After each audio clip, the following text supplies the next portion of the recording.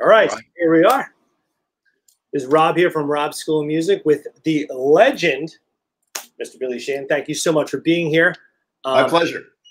This is you know, at the top of the list of people I was hoping to get to have a conversation with. I'm glad to hear you say that. Thank you. I believe maybe 12 years ago or 13 years ago at NAMM, I met you, and I lost my mind then. So I'm happy to get long form. I hope you found it by now. I'm looking for it. I don't know if it was ever there, but so we are a music school.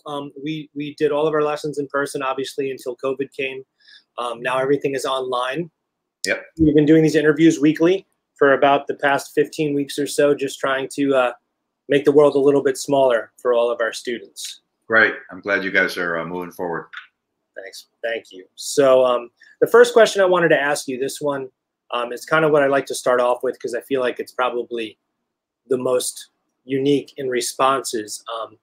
A lot of our students are beginners, younger, not so much in age always, but just younger in their musical experience. And one of the cool things we do back when you could do it is we would assemble them in bands and book them shows, be it at like a street festival or a local bar or something. So they get a constant opportunity to perform. And that's great. Thank you. Stage fright, anxiety, these are things that people deal with. Do you have any tips in overcoming stage fright?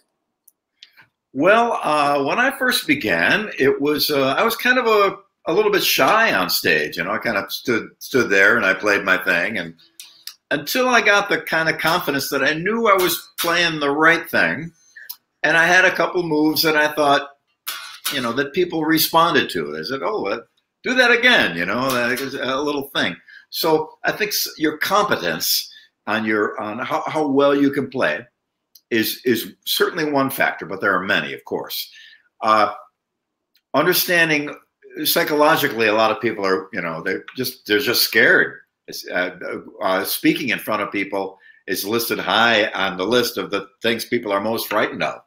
And you know, remember that there's, you know, the people out there are your friends and they want to hear you play, and it's good. I mean, that's you know, but that might not sink into your head when you get up there. Yeah, they may be my friends, but I'm so scared. It's a funny thing how your mind will kind of work against you sometimes. Well, the thing you can do that will really give you some confidence is really go over those songs a million times. Make sure you got them cold, that you can, and you can start to bring in people in your rehearsal room. Back in my day, we'd rehearse in a garage or a basement somewhere, and the complete change in the band would occur when somebody would come over and sit down and listen to us. Everybody would stand different, look different, and think different. And that was just one guy, and then a couple of people, and it was a whole other thing. So maybe you can start to gradiently go into it where, you know, wherever you're rehearsing, bring a couple people in to listen. Don't bring anybody in initially, just the band. Even crew or sound guys. Okay, the monitors are set. Okay, could you go now? Because we got to, and really be, and when you're in private with the band, you can really start to find your spot. You're not worried about anybody watching you. You're worried about this here, this here, this here, the sounds you're making, remembering the lyrics. Then once you got it, bring somebody in, and you'll notice a change in the dynamic. When we played live later on, we'd be at a club, and there would be a big stage and a giant dance floor in front of us. Then in the dark around the dance floor were all the tables and chairs and everybody was seated. And the place is jam-packed, but you can hardly see the people. So we're up there on stage, minding our own business, playing songs. Two girls would get up in front and start dancing. You know, maybe two attractive young ladies. And as a band, we'd all of a sudden be like, "Arr!" And the people later on, they told us they were laughing their asses off at us because we were, you know, making goofs of ourselves because there's girls dancing in front of us. Now we wanted to show off and stuff like that. So it's interesting how musicians respond to an audience, how an audience responds to a musician. And related to that later on is when you do get the confidence, you're in front of a big crowd and they're digging it and they're into it. Man, it pushes you to a level of playing that you never knew you had. You'll do things that you never thought you could do before. It just pushes you into an energy and a level of ability that is hard to get unless you are in front of a crowd that's there for you. So it's always an interesting dynamic, all related to stage fright to some degree. But I think for many years they said, well, remember, no one's ever been attacked and killed on stage, but that was years ago. By now, I think it probably might have happened a couple times, sadly to say. But don't worry about things like that. I think with time, it all comes, and that's an important thing. And I did. I'm over 5,000 lifetime gigs. Wow, a lot of shows. And we used to, back in the day, we did 3 shows in one day, full show, set up, play, tear down, set up, play, tear down, 3 times. We played 21 nights in a row. That was our record for back then. And all those nights were 4 sets of 50-minute sets of music. So we played a lot. And I'm very lucky to have grown up in a time when we had so much live music and so many places to play and so many bands. It was just that on-deck experience, which is so important. Later on, it's important in songwriting. It's important in the business that you do. It's so important to your success that the time spent on stage. So as much time as you can spend up there, the better. So the stage fright will drift away. Trust me. Awesome. Thank you. That's fantastic advice, really. That's kind of the reason why we're always trying to get them playing. Just get over that hump. Yeah. Okay. I jump around my ADD. Sure thing. What was it for you, the first record or first concert that you attended and you're like, that's it. That's what I want to do? Well, I saw the Beatles on the Ed Sullivan Show, which is on TV, at that first USA premiere. Now, I found out through the years that I wasn't the only one, but that was the show that launched millions of musicians, literally millions. And then, as I've come to find out in recent years, it was not just in the USA and England. It was in Germany and Italy and the Philippines and Korea and Australia and South America. There was all kinds of musicians were launched by the Beatles. That's why sometimes there's some controversy. Yeah, they think the Beatles were all that good. You know, hold on a second. They literally changed the world. And in Buffalo, New York, my hometown, stores that were selling furniture pushed a bunch of couches out of the side and set up a amps and guitar sales area because it was just booming so much. It was just crazy.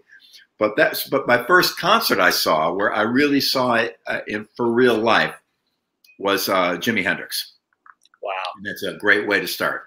When I was pretty young, maybe 15 or 16, we got to see Jimi Hendrix play, and that was mind-blowing. It was just, he was Jimi Hendrix. It's unbelievable.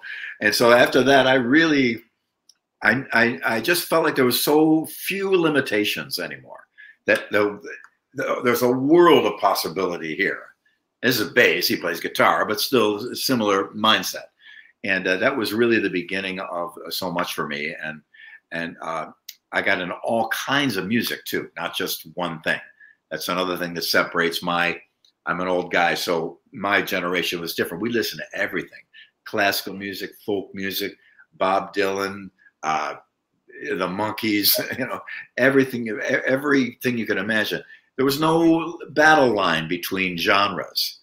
Everybody was into it, and they'd have unusual concerts where they'd have different bands playing together that now would never work. The audience would be booing one band and throwing stuff at the other, and it wouldn't work. But they had I saw the Aerosmith open for the Mahavishnu Orchestra, which is mind-blowing. Two completely ends of the spectrum. I went to see the New York Dolls, Mott the Hoople, and almost 10 years after, I think. Wow. Crazy combination, but it was cool because people were into all kinds of music. So that Hendrix show was the thing that really, I knew what I wanted to do when I saw the Beatles. That's what I wanted, but it wasn't quite focused yet. When I saw Hendrix, I go, now, okay, we're on the way. That's a pretty sick 1-2 punch of. That's probably the best answer yet. So thank you. Great. Okay, so then as you progressed, something that we kind of, I don't want to say force upon the students here, but theory and understanding music outside of, rocking is incredibly important, but at the same time, I think it's important to understand why that sounds good. when you first started, were you just super immersed in music as a whole? Was theory something that came later? What's your thoughts on that? I'm still waiting for theory to come, so I still haven't. Now, and most music schools don't like it when I say this, but I got to be honest. I mean, I don't know any theory, and I can't read. Most guitar players and many great musicians. Oscar Peterson is a famous jazz pianist. I don't believe he read or knew theory. I'm not sure. I might be wrong on that. I love that. That's great. But there's a lot of great players that don't do that, but they have their kind of their own thing that they figured all out, and they are tireless and relentless innovators and workers. So in a way, they are expending the amount of energy you would need to expend to learn that by creating their own thing. I wish I knew theory. I really do. I know I play with a couple of guys here and there that are grandmasters. So I'm lucky I could say, you know, hey, Tony McAlpine. Tony, what's this chord? He goes, oh, it's an E11th with a flatted, you know. Oh, okay. But the one good thing about not being trained in music theory, notation, whatever, is you really have to get your ears together. Yes, yes. And one great thing about getting your ears together is when you're playing with other musicians, you hear what they do, you can adjust accordingly. That's why jams, when they're right, sometimes it's just everybody playing at the same time. But a jam where you actually work with each other and you listen to each other can be magical. It can, and amazing songs can be born from that as well. So I'm just now, before I got on with you, we're doing vocals for a record, and the singer is singing, and he's got a lot of sharps and flats, and I have to, by ear, because I'm not there, just know when a note is wrong. And the engineer commented tonight that he was glad I was there because he wouldn't have been able to figure it out. But sometimes you said to be able to figure out with your ear what's going on. So by ear, and I'm mostly built around a major scale, do, re, mi, fa, sol, la, ti, do. But I know the major scale from here to here on this bass, every permutation of it. I know the modes. I don't know what the names of them are, but I play them all the time, and I use the shapes all the time. Eventually, just kind of I absorb theory here and there, and I don't know how long I remember it for, but initially, as things starts to happen with my playing, where a guy who knows theory goes, "Wow, how did you know to do that?" And originally, it all came from ear. It didn't start on paper. It all came from ear. Then we needed a way to write it down so somebody else could get it. And that's when notation started.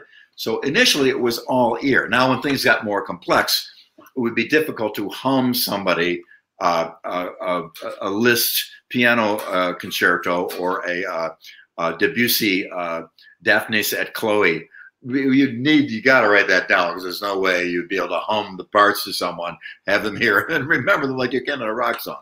Way complex music, but the ear is sometimes neglected a little bit. So if you have a balance of both, man, and I know, again, other players, I mentioned Tony before, Tony McAlpine, a guitar player I play with. His ear is, I mean, you hit any, like the top string is like a little, it'll go A flat, and they check it out and go, it's an A flat. It's unbelievable. And he can sit down and do real classical piano, Chopin and all of that. Then he picks up an electric guitar and say, Tony, it's like a key of C, and bang, he's got it. Because his ear and his theory are meshed together. Another bass player, Jeff Berlin, brilliant player, knows everything about theory. And also his hands and ear are just spectacular. So when you get the combination, it's great. So I would advise your students to follow what works best for you. You need a great teacher, and that's why I'm glad, Rob, you have a passion for teaching music. So they're in good hands, I trust. So I'm sure you will make sure when teaching theory gets difficult, you got to troubleshoot it. Just like if you got to play this one thing and you can't do it, there's a way to troubleshoot it so you can play it. similar with learning anything. Troubleshoot. What is it you're not getting? What is not making sense to you? Dig in there, find it, fix that, and move on. And combining that with your theory, you can really be unstoppable. And people who really know both, it's great. But most rock guitar players and most bands, I don't think I've ever seen sheet music in any record I've done. One time I did a record with a great jazz pianist, Chick Corea, wrote a song for a band I play in called Niacin. And I learned it all. They sent me the music, and I learned it all by ear. I had it down. Then they decided to change a part. I thought, oh. And so they're writing it down on notation, and they put a music stand up to me and put it on there. And there's an old joke. How do you get a rock musician to turn down, put sheet music in front of them? Because you don't know. But fortunately, I heard them practicing it. And while they were practicing it, like I said before about listening to other players, I knew where they were going with it. And then one guy said, I didn't think you read music. And I go, I don't. I faked you guys out completely. we managed to record it, no problem. But yeah, a good balance between the two, I always recommend. But ears are sometimes the readers and the music theorists get a little snooty about it because they know all this academic stuff and all about the theory of it and the guy's name who did that, but it comes down to you, the audience, and what you have between you. However you get that, 100%. in whatever manner, is good. I absolutely love that answer because we have, what we'll do with the theory is if you're a guitarist, we'll teach you, this hybridized guitar theory where it's just to fill in those gaps because a lot of the students, one of the public schools that we have a lot of students from, they have a AP music theory class that these kids take. And I watch them systematically come in with this great feel, ears, everything. Then they get the theory class, and all of a sudden there's walls up. Whereas, no, this has to be this way. I'm like, well, why? It sounded great last week, but now it doesn't work. Who cares? So because there are, especially in the jazz world, there's all kinds of freedom to do anything imaginable and figure it out later why it works in theory. Because do, re, mi, fa, sol, la, ti, do work because that's kind of how our ears hear music and it makes sense. And almost every song we have is built on pretty close to that scale or some slight variation thereof. Yep. So almost any song in popular music is going to be found in those notes. The chords are going to be combinations of those notes. And it's just a matter of, once you know that, it helps you expand yourself. And theory is there's almost an unlimited amount of theory you can learn, just like in any subject, like in nuclear physics. There's probably no limit. Well, I know everything there is to know about nuclear physics. See you later. That doesn't actually, there's always more to know, always more to discover. They're always discovering something they didn't know before. Right. And that's what music is about too. Every student or player watching this, there's so much more for you to know. There's so much more. And don't take that as a drudgery, like, oh man, there's so much more I have to know. It's exciting. It's exciting, and you'll find this new thing. I'll be driving around in my car, and I go, oh wait, I can't wait to get home on my bass because I got an idea, and I sit down and figure it out, and it's exciting. I've been playing over 50 years, and I still get excited about picking up and playing. That's pretty cool. That's inspiring because I'm the kind of guy, if I go on a vacation and I don't have access to a guitar for like more than a day, it's like, same thing. And something's wrong, and where's the nearest music store? I need to touch it. Yeah, every time I go to home to my family or Italy to my wife's family, and I always got a soft bag and a bass. Like, what are you bringing the bass for? And I go, because I have to have it. Right. It's fine. Awesome. So I was, in preparing for this, I just was looking through all the insane guitarists that you have, been on records with, from Vai to Gilbert to Kotzen to Bumblefoot. You shred on the bass in a similar way with the tapping and all that stuff. How did you develop those techniques? Well, when I saw ZZ Top in 1974 opening for Alice Cooper on New Year's Eve. Now, if you go back prior to 76 or 77, you'll never see anybody Well, there's a couple of guys. I got one guy from the 40s from Italy. He did that. There's a couple other people. There's nothing new under the sun. It doesn't matter how popular it gets. But nobody was doing that. And I saw Billy give his... I thought, what? We all looked at each other. Unbelievable. How can you touch and make a note? Unbelievable. So I got home and, the first couple times, I found out how can you press down, you pull off, another one happens.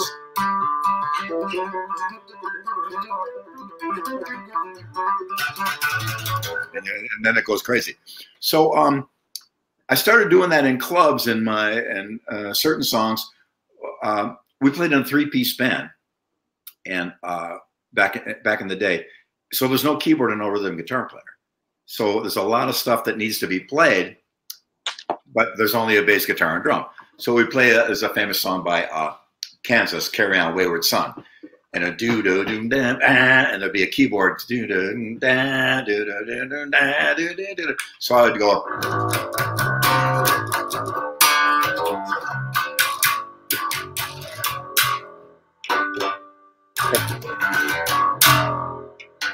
And I would hit all the extra things that weren't the bass parts, but it saved us from having to hire a keyboard or rhythm guitar player. And back then, if you made $100 a night, that's $33 each. If you got a fourth guy, it's only $25 each in the band, and it goes down from there. So that was somewhat of our motivation, but nevertheless, it forced me to have to learn a lot of stuff. So when I got that hammer-on thing, that was helpful to do. Certain, like I would have to do a solo once in a while, like a keyboard solo or a second guitar solo. I'd do it on bass while the guitar player would just chunk rhythm along. So it would be more accurate to how the arrangement of the song actually was, the copy song that we were doing. Deep Purple had a song called Burn. There's a keyboard solo in it. I would do that. Play the keyboard solo, so we would have all the parts of the song as we should. So I started incorporating that into my playing, and I was a somewhat busy player because we were a 3-piece band. There was a lot of room to move. And I would imply chords for the guitar player to solo over rather than just a single. And make sure to get that. Make sure to imply that it's a G minor chord. So when he's soloing, it makes more sense. Things like that. And then I just went on from there. When I started to work with guitar players in LA, we started doing things together. With Steve Vai, we started playing some things that were in unison on the first David Lee Roth record. There was a song called Elephant Gun, and there's a stop in it, and Steve did this wacky, crazy lick in the stop, and then we start up again. And David Lee Roth was upstairs. We were practicing in his basement. He'd come downstairs and goes, "Wow, that's good. That sounds like a chorus. No, or sounds like a verse. Let's hear a chorus." He'd go back, come back. "Oh, okay, good chorus." So he came down and he heard that lick, and he goes, "Wow, Steve, that's cool." He goes, "Billy, you double it." And I was like, "Uh-oh." So it was, which wasn't it's a different technique, because guitar's got thin little strings, and you can hammer on like that, but on bass you gotta hit it really hard. So I managed to get it, and so it was an interesting challenge sometimes and a lot of guitarists had to double me too. Like a lot of the lines on the Eat 'Em a Smile, I played the line, and Steve played on top of me afterwards. So it was kind of a back and forth working with each other. I'm mostly about drummers. Most bass players should be, but I've also been very honored and thankful to play with great guitar players. And each one is different. Each one has their strengths and their features and their interesting aspects. And sometimes you, as a bass player, you pull way back and let them do their thing. Once in a while, you step up and do a little interaction, maybe. But it's just an interesting thing to work with guys of that caliber and not back off. Because I'm a bass player, I guess I couldn't play that fast, right? I go, well, why not? And then sure enough, you'd be able to play some hyper speed fast, like some sweet pick into that harmonics. All that stuff, some crazy stuff. So it was just an addition to what the band could feature if you could have the players working together. That's here. Ignore that. Okay. Yeah. I never heard that door. It must be somebody at my back door. Yeah, there's a delivery here of some kind, but he'll just bring it next door. It's okay. Oh, that's cool. That's cool. So anyway, it's been great to play with some amazing guitar players and amazing drummers too. I play with some of the greatest, and I'm all about the drums as a bass player. Now, any bass players here watching, and your students or anyone watching in, bass and drums, that got a lot together. I'm in my home studio now. I'm doing a lot of tracks for people around the world. They send me the Pro Tools files. They want bass on it, and so I play to the drums. And then a couple times they'll say, "Oh, that's great. Now we're going to replace the drums." I go, "No, no, no, no, no, no. If you replace the drums, I got to play again because you got to lock in exactly." "No, but he'll play exactly like that." And I goes, "No, it's just it's got to be." When they do a sound check, what do they check first? The drums. You're doing a recording in the studio. What do you set up first? The drums. It's all built on the drums. So bass is the next instrument up. Now we're the layer of sound above the drums that connects. Bass connects time and pitch. Right. We know what the beat is. What key are we in? We're in A minor. Now we know, and then the guitars, chords, vocals is built on that sonically, not necessarily that's how it works at writing. Oh my God, this guy. Somebody's really got a couple of pieces out there. Yeah, I'm gonna go yell at him. Give me 1 second. Apologies. Okay.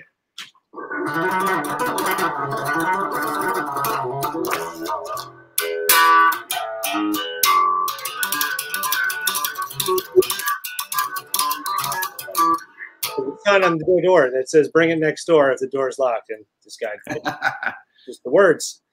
Right on. My apologies. That's the first time that's happened in all of these interviews, so I apologize. Okay, so where were we? What else you got for me? So you're playing your beautiful signature bass here. A couple, I've had Andy Timmons on and a couple other Ibanez artists, but no one who has designed a signature bass. So when Yamaha, this brand, when you're working together, what was that process like? Down to the pickups, what's going on? Well, my original bass is here. Let me grab it for you. Hold on a second.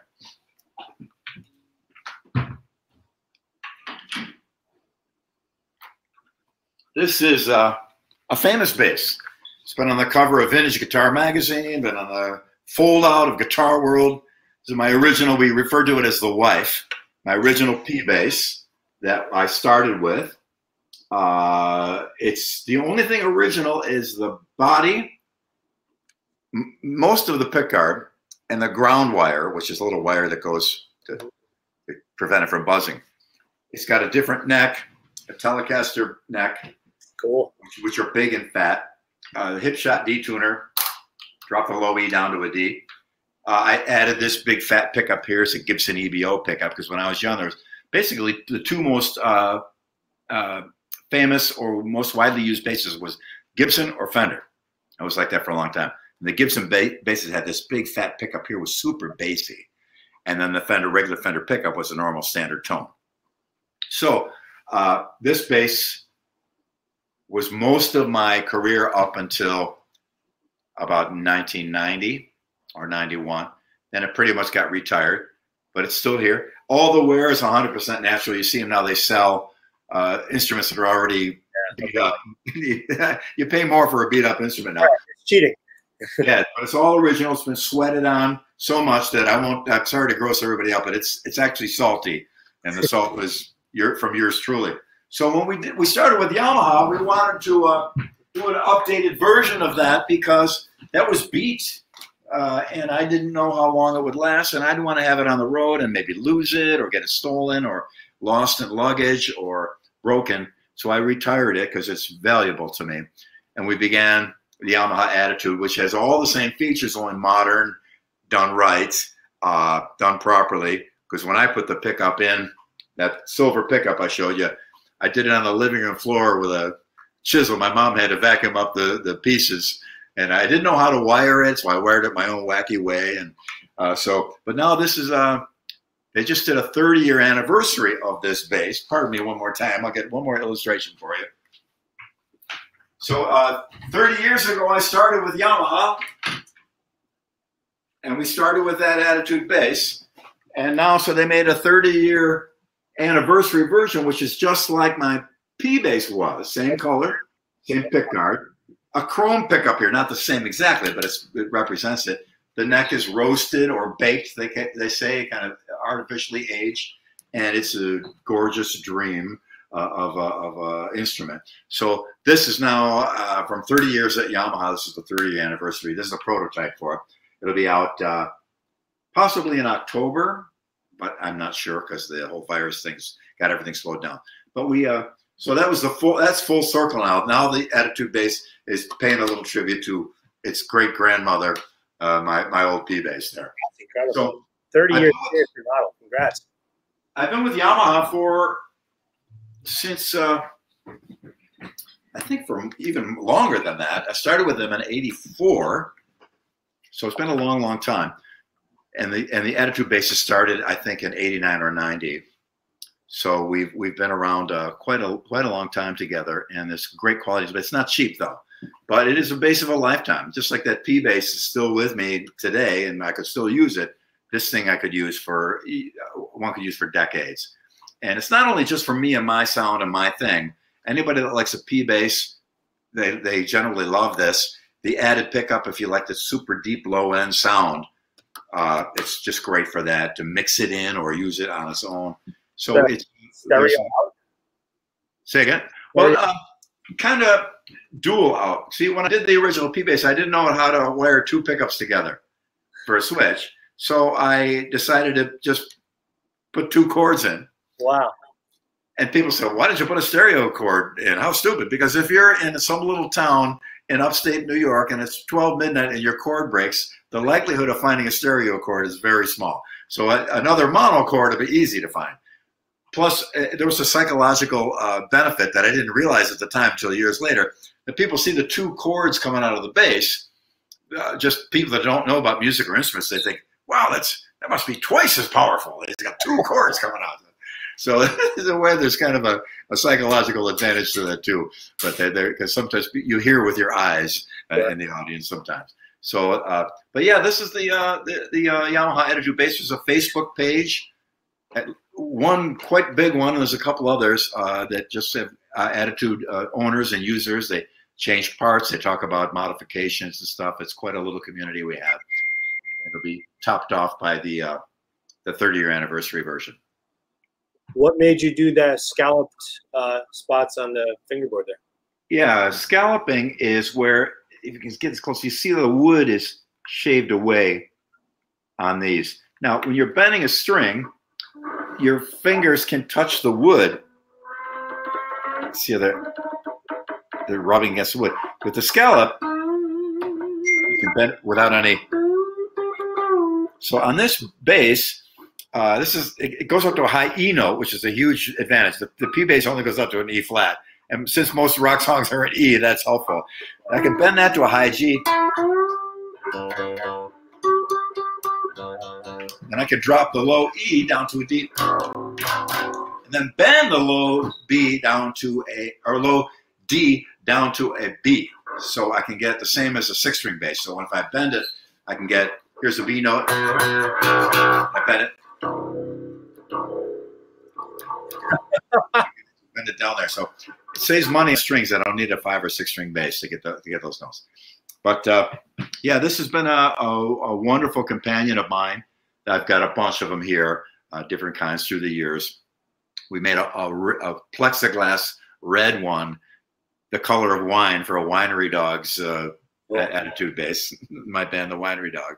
And I got a couple double necks I used with Sons of Apollo. And so it was a great relationship with Yamaha, and their quality is second to none. A lot of great basses out there. It's hard to find a bad one, really. But these here are just quite awesome. I'm very, very pleased to have a relationship like that with Yamaha. I always tell our beginner guitarists, if you're looking to get an instrument, get a Yamaha acoustic, because at any price point, they're just solid instruments that last forever.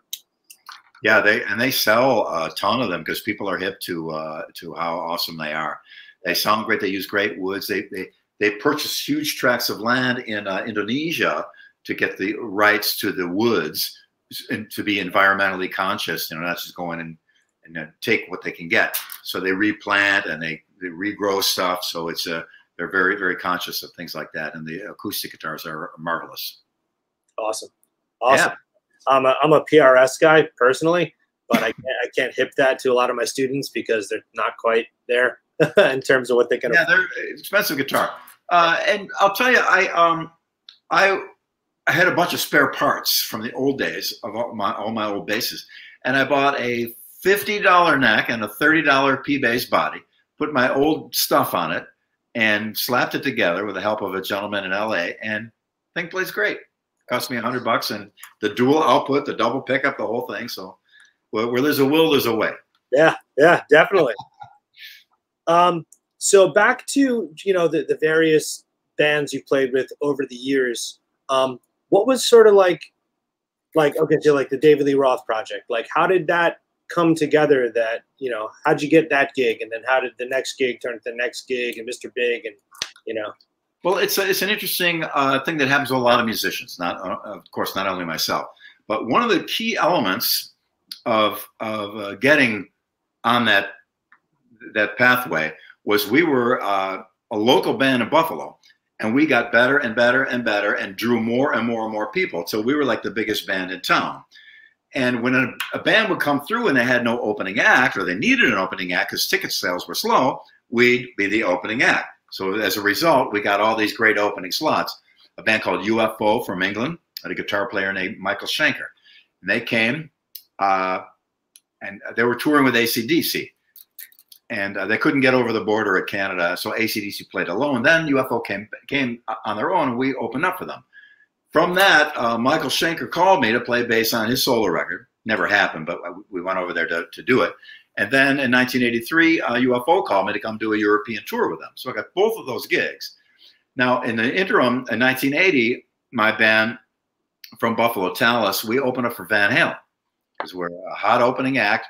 We're starting to get some buzz. You always want to sell more tickets for the opening act, so they put us on the show. And so I got to know the guys in Van Halen. And so Dave saw me play. And I went, every next tour would come through, I'd go out, and the crew guys would remember me, so I'd always get backstage and say hello. So I wasn't like their best buddy by any means, but they knew me, and it was a nice relationship. And so when Dave decided to leave Van Halen in 1985, I was the first guy he called. So he flew me out to LA, and we needed a guitar player, so I recommended Steve Vai with a perfect choice. And he came in, and then Steve and I went out and found Greg Bissonette, put the band together, and we started going. Now, we had a great advantage because our singer was David Lee Roth. So already we had a great advantage. People would probably come just to see what it was all about, so we're going to draw people. But Dave was amazing, incredible, a very musical guy. We had a riot on that tour, and it was the beginning of a great career for all of us. Steve Vai went on solo, went out to Whitesnake for a while, and then went on solo. He's, was just incredibly successful. Greg Bissonette plays with Ringo now. He called me the other day. He's got to do a fill-in gig. He's got to do just one show with this band because their regular drummer had to go to his daughter's wedding. What band was it? It was the Eagles. Yeah, that's right. So we went to the Eagles called him to do a show. That's how great Greg is. And everybody associated it. We did good. Now, when I left David Lee Roth, I had some momentum. So I put my own band together, Mr. Big. I handpicked the guys. They were guys that I felt would be really make a great band together. We had a bluesy, soulful singer, Eric Martin, but we had a solid rock band with a great guitar player, Paul. Me and the drummer got along great. Pat Torpey, rest his soul, great drummer. We all sang. We all wanted to sing. It's another thing I got to tell all students: you got to sing. Even get up to that mic and croak out the background vocals as best you can, because if you sing, the door opens much wider for you. If you can sing, also, it's very important. You may not like the sound of your voice, but learn and be able to hit the notes and sing. Do your background parts, and you'll likely get way more gigs than just being a player by far.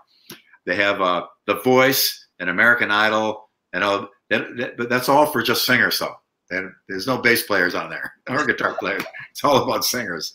So that's an important thing. So through the years, you know, when we Mr. Big got together, we wrote a bunch of songs. At a first record, second record, we got lucky. We had a hit single, #1 single. Took us all over the world, every country. We played in all over South America, all over Europe and Russia, and all over USA and Canada, South America, and I said that already, Australia, Japan, Korea, Philippines, Thailand, Malaysia, Indonesia, all over the place. And, I recommend if you ever have the opportunity to have a hit record, do it, because, man, your life will never be the same. And we are all so grateful for that experience and all the incredible people who bought our record and came to our shows. Quite an adventure it has been. Man, I tell you, it's so epic to sort of see the journey from all the different things. You know, a lot of the people who come through the school, you know, their goal is they want to be rock stars.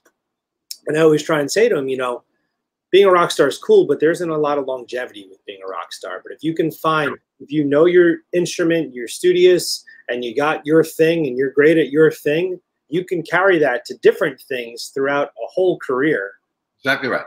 I make the analogy that, so what do you want to do with your life? I want to have a lot of money. I want to be rich. It's a horrible goal. It's an awful goal. If your goal is, I got this idea and I got this thing I want to do, and it's my passion, I want to do it. From that, you will probably get rich. But if your goal is to be rich, you find people on Wall Street and real estate shysters and, you know, guys that are, you know, the kind of people you wouldn't want to be around. But it's a similar thing with the rock. I want to be a rock star. Well, why don't you be an amazing singer and write incredible songs that you love, that touch people, that will fill a whole room with teary eyes, with a beautiful sentiment you can sing to them. Then you've got something that can never be taken away from you and that touches so many people. You look from the outside and you think, oh, a rock star, that must be exciting. In fact, when we're on tour and we're hitting it hard, I always say it would kill a lesser man. And we've brought guys out on tour with us. It was their first time ever on a tour. And 2 weeks in, they're in the fetal position crying for their mama, literally. It actually has happened. It's tough out there. So and the glamour that you might see as a rock star, it's pretty fleeting. And you know, I still have to pick up a piece of gear and coil some cables, and I'll help our crew out, you know, whenever I can, because they're overworked anyway. And you have some glamorous moments. We were on the Tonight Show. I sat in chair #1 on the Tonight Show with Jay Leno, and my mom finally realized I had some success when she saw that. And platinum records, #1 records, you know, almost killed by fans a couple of times, screaming fans. That's great. But the point of it all was to play great music and touch people. And that they can't take away from me. You know, I may blow through all my money someday. Who knows? There's not much of it, but I certainly could blow through it. But they'll never take that away from me. They never take that, you know, a little handwritten letter from a Japanese fan who had her English dictionary while she was writing it to explain how, you know, she was suicidal and upset, and she came to see our band, and now she has a new, unbelievable. And this has happened dozens, if not hundreds of times from people. That's the goal. You can change the world. The Beatles changed the world. And a lot of, you know, the art changes the world. That's the point of the sword. This is your art. You got no limitations. Looking at the idea of being a rock star in comparison to that is kind of pales in my book. Yeah, yeah. Gosh, that is just fantastic, amazing advice there. Good deal. Yeah, man. Thank you. All right. Random question time. You're on a desert island. You probably kind of casually answered one part of it, but you can have one bass and one amp. And I always say a pedal, but I don't know if that's as applicable to a bass player. But well, we started, even guitar players, it's pretty rare to have a pedal. Right. In the early days, you plugged right in, and that was it. Yeah. And now there's an acre of real estate to the pedal board, and it's quite amazing. I don't know. I could take any one of my Attitude basses. There's a controversy that really isn't a controversy about 5- and 6-string basses. Most of the famous players and most records were made on 4-string bass by a huge majority, right. Probably 97 to 98%. That's all there is to it. If you want a 6 or a 5-string, that's cool. But I started out on this, and that's kind of what I'm into. And I have a 6 that I have played on a couple things and needed for certain songs or whatever. But it would probably be just one of these basses. And as far as an amp, I practice a lot with no amp, so I can really hear what's going on. And it's kind of an interesting thing to do. I recommend it to some players because everything changes when you plug an electric instrument in. When I'm sitting here with the volume knobs down, you can hear it a little bit. All the notes are there, all the sounds and harmonics, they're all there. When you plug it into an amp, there's a thing called dynamic range. What's the loudest note and what's the quietest note? And when you're sitting with the bass in your lap, your dynamic range is this much. When you plug it in, it becomes that much. So the loudest notes are way too loud and the quietest notes are inaudible. So it becomes, to some people, that's how they want it. They want it through an amp, and that's cool. But I got so used to playing it without an amp that I now adjust my amp to make it sound like there's no amp in a lot of ways, with a little compression and doing a couple other moves. Nothing really complicated. Anybody could do it. But I'd probably just be I got these great Hartke amps. They've never failed me, so I'd know that it would never break while I was on that desert island. I'd be without an amp. So they're very reliable. I played an SVT for years, Ampeg. Very nice. And I just bought a 1967 Fender Bassman amp, which was the standard for years. It was the Bassman amp that bass players used. It was very, very popular. So not a huge preference there on the amp, but one of my trusty Attitudes and whatever makes it a little louder. All right, fair enough. I see a comment coming in here. There's lots of people asking stuff. This person is saying, you got signature pickups coming out. Yes, absolutely. And they are on the, I put a set on the anniversary bass. Now, if you see as the light shines on this, the pickups are rounded. Yeah.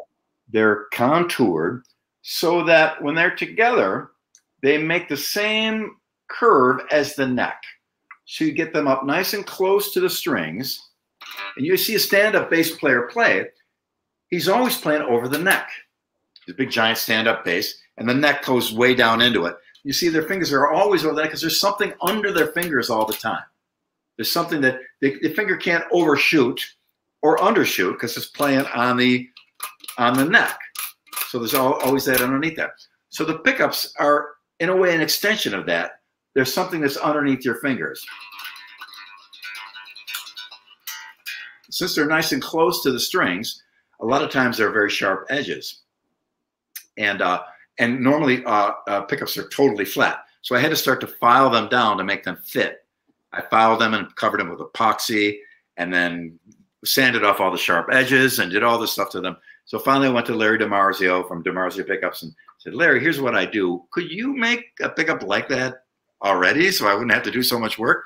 And so Larry's a genius, and he got on it. And not only did he do it like that, he added all these other features to it that are just spectacular. So I just got my first shipment of a couple of them. I sent one set off to a dear friend of mine who's kind of a bass guru to get his opinion on what he thought about them. And Saturday, I'm gonna have a guy shooting video and I'm gonna install a set on a bass and just show what, how, and why. So eventually on Facebook or Instagram or the DiMarzio website, that video will be there, pardon me, for you to see. So you can see a full explanation, not only of the pickup, but why it is the way it is. Awesome. Because like I explained before, I played so much and so many gigs that most everything that's on my bass or in my amp has a real practical purpose from decades of being on stage. knowing what you really need to know, what you need to have, and what you don't need to have. And that rounded off pickup thing is become such a hit. Even before the DiMarzios came out, I had a bunch of websites showing people how to epoxy your pickups and round them off like that. But now, thanks to Larry, he's done it for us, so it makes it a lot easier. But yeah, thank you for asking about the DiMarzio pickup. It's gonna be coming very, very soon. Awesome. Cool. We got edges. Really smart. What's that? The rounded pickup. Yeah. Very smart. Because normally you pick up a brand new bass and their edges are sharp. And for me, I play hard and my hands are all over this. So I need to have everything rounded off. Like a lot of times you have those little tiny switches. We had one here, but we got rid of it and put it here instead within the control, because that catches your hand and you're bleeding for sure. So we try to make it comfortable so as you're playing, you won't lose any blood, or lose less blood anyway. Awesome. Well, I got one more question. This is how I like to end this. There's a lot of, students, they know us as musicians. They know us as what we are. Music is one-dimensional. So no one's one-dimensional. Everyone has things outside of music that they're into, be it they collect watches or cars or things. They read books. They like to cook. Is there anything outside of music that you fill your time with? Not much. I'm mostly all about that. A lot of my spare time is spent on my iTunes collection. But I collect music from all over the world, every bootleg, every studio outtake of the Beatles and the Stones and David Bowie. And I got over 2 terabytes of iTunes music, very specialized. I specialize in 2 things. The most amazing music you'll ever hear by the unbelievable artists you may have never even heard of, and the worst music that has ever been recorded ever. And it's funny because some of the worst music has a charm to it. It's interesting to hear people be horrible and see the mistakes they made, and you learn from why does everyone laugh when this comes on? I get it now, but there's a real charm to some of that too. So a lot of research in music and songwriting. I like a lot of classical music. I listen mostly to classical music if I'm not listening to something I'm working on. But we do a little cooking. We got a great kitty cat named Rebel, who sadly we had trouble with him. We had a party here and someone brought some lilies, and I've had cats my whole life. I never knew that lilies are deadly poisonous to cats. And I've had cats with lilies before. I never had a problem, but our cat was getting listless late at night. And I looked up, and sure enough, within 72 hours, they can die of kidney failure if they get exposed to a lily. Just walk past it and get the pollen on their fur and lick it off. That's all it takes. So he had to be in the hospital for 4 days. He didn't really get all that sick. It was just as a precautionary thing. They flushed the system out. So he's home now. We're happy. And our little Rebel, he's our little, he's a wild man. He's an incredible cat.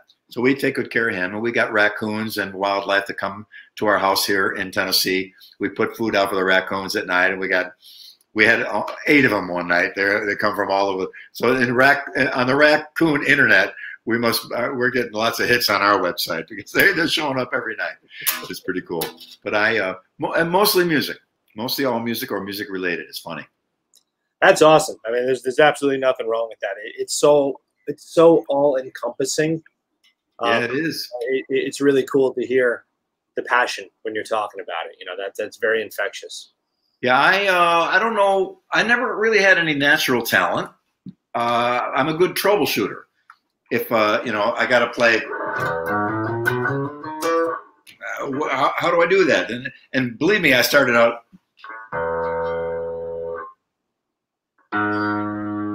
I started like every student. You see, beginner students look at both hands to make sure. And I started out like that, and like everybody else. And I just applied myself, got relentless, and I loved it, and I figured it out. Figured out right-hand technique, because there was really no one to teach right-hand technique on electric bass. It's a whole new subject, really, and different ways of doing things. And that passion I have for that is I consider my greatest gift. That unrelenting desire to improve and to explore and extend this adventure as far as I can, which is to infinity ultimately. So there's no stop. So that's the thing I'm most thankful for, that I have that inside me. And if you have that inside you for music, you're going to have a wonderful life. You may not be rich, but you will be rich in so many other ways. And I sit around, grab a guitar, a couple people, and just start singing and playing and harmonizing. And we always end up having a riot, and it's the greatest time. And there's, you know, I've been very lucky to have some success in the music business, and I was well paid for that. Thank you all very much. But the real pay was when you're hanging and playing, and the satisfaction you get that you can do what you set out to do and play what you play. Sometimes guys email me, I'm in my 60s now. I don't want to, you know, I said, well, you can play. Why not get the guitar? Call your buddies over. And sure enough, I got an email 4 months later. Yeah, we got together, got a keg of beer, and I got the drummer, and we know 40 songs now. We have a ride every Sunday. The neighbors come around. It's a blast. It's a ride. It's so much fun. And it's good for your mind, too. There's a great book called This Is Your Brain on Music. Brilliant book that explains what music does to the way you think and how you remember and recall things and how you problem solve. There's so many benefits to it. So I'm forever grateful that I have that burning desire to go. And I'll come down here. The cat will wake me up at 3 o'clock in the morning, and I'll say, I'll come down to my little studio here, and I'll go till 6 in the morning, just practicing. I get my iPhone, put it on selfie video, and videotape my new ideas and my new licks. And I had hundreds and hundreds and hundreds of them. And then by the time it's time for breakfast, I'm ready to start playing and writing now. I've just spent enough time adventuring around. So there's no limit to it. And I'm so glad, Rob, that you have a school like this, and that you have students that you're, being their caretaker in their exposure to music, because you have a lot of passion for this. I do.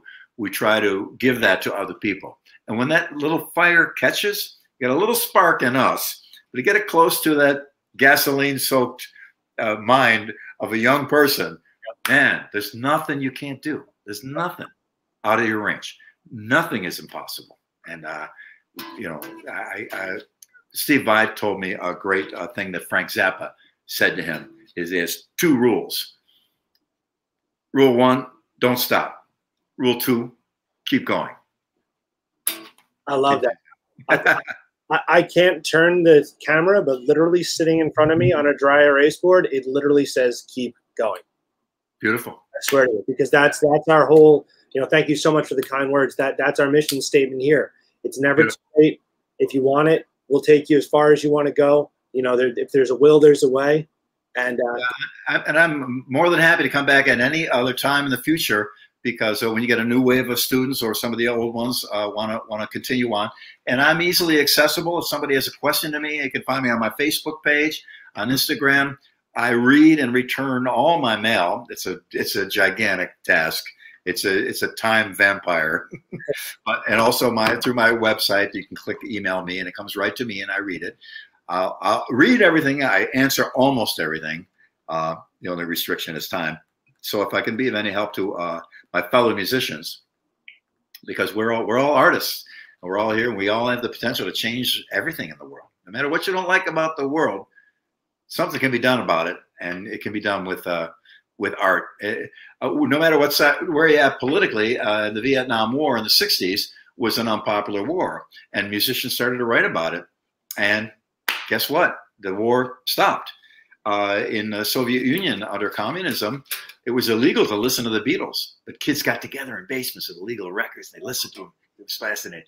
Those kids grew up to be the generation that eventually was the end of communism in the Soviet Union. So cool. Pretty amazing. It really, really is. Music is magic. I believe it 100%. Right on. Thank you so much. Thank you for the accessibility. My pleasure. My pleasure. An absolute dream come true.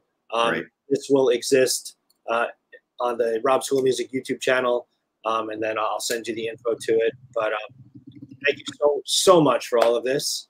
My pleasure, Rob.